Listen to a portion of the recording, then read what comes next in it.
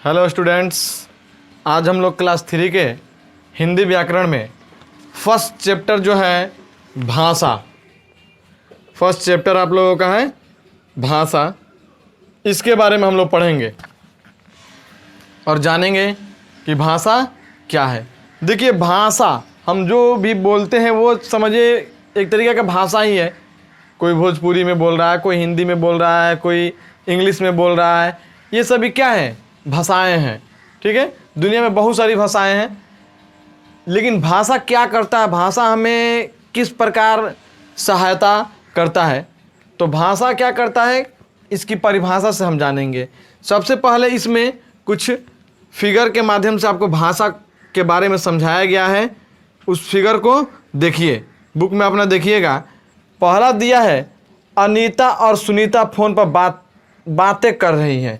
आप देख रहे हैं, यानी कि ये कुछ बातें कर रही हैं। भाषा को हम यानी कि बोलकर समझ सकते हैं या समझा सकते हैं। दूसरा दिया है कि रामलला अखबार पढ़ रहे हैं, यानी कि दूसरा तरीका क्या है भाषा को समझने का, कि पढ़कर भी हम भाषा को समझ सकते हैं। तीसरा है कि रवि अपने मित्र को पत्र लिख रहा है, यानी तीसरा दे रहा है भाषा को समझने के लिए हम लिखने का भी प्रयोग कर सकते हैं। और चौथा दे रहा है कि अध्यापक जी चुप रहने का इशारा कर रहे हैं, यानी कि संकेत के माध्यम से भी हम भाषा को समझ सकते हैं।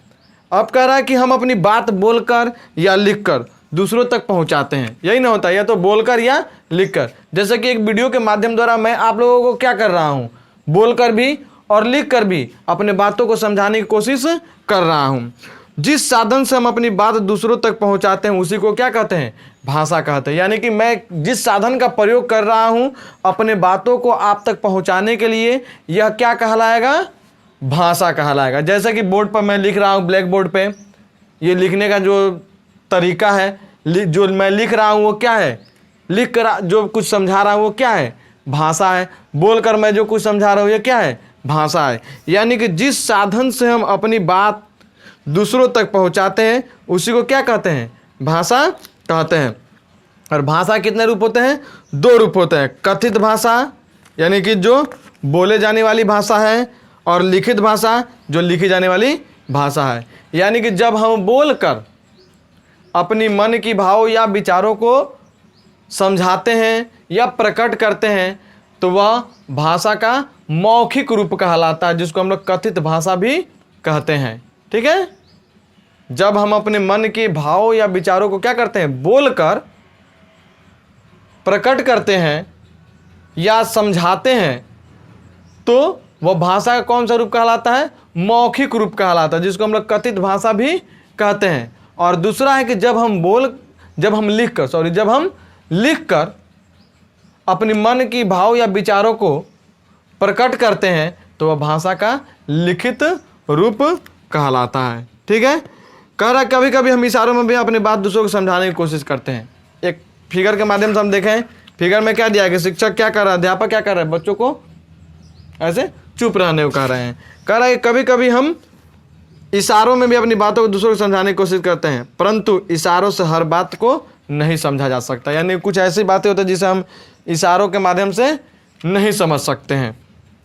संसार में हजारों भाषाएं हैं। भारतवर्ष में भी अनेक भाषाओं का प्रयोग होता है, जैसे हिंदी, पंजाबी, तमिल। ठीक है, उसके बाद से है कि तेलुगु इत्यादि, ये अनेक भाषाएं। कह रहे हिंदी हमारी राष्ट्रभाषा, हिंदी हमारी क्या है? राष्ट्रभाषा है। तो आज हम लोग क्या पढ़ें? भाषा के बारे में पढ़ें। भाषा के कितने रूप होते हैं?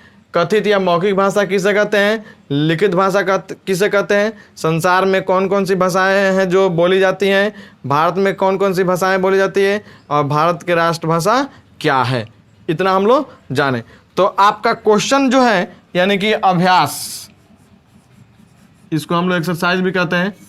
अभ्यास जो है यानी कि पेज नंबर 6 और 7 बुक सबके पास अवेलेबल होगा। नहीं होगा आप बुक खरीद लीजिए, जिसके पास नहीं होगा बुक खरीद ले।